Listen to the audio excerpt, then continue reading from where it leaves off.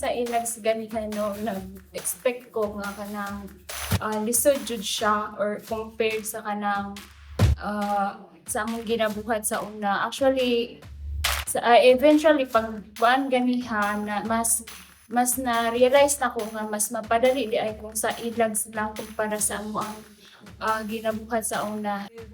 Hilux, it's better to use kasi dili na siya like hassle in a way na dagan pag-process para mag-track ng documents. So sa Hilux diretso lang encode and then okay na siya. And meron ding update sa mga status per document and it's easy for us to track kung sa'y buhaton next sa specific na document. Yun lang.